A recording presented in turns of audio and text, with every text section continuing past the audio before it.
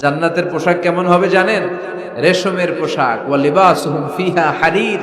The dress will be in Jannah with fine green silk with the gold embroidery.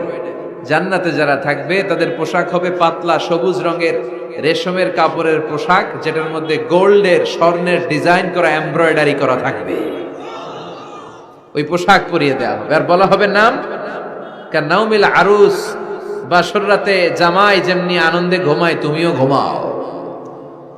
দুনিয়াতে অনেক কষ্ট সহ্য করছো, দুনিয়াতে পুলিশের দৌড়ানি, র্যাবের দৌড়ানি, আছে না নাই?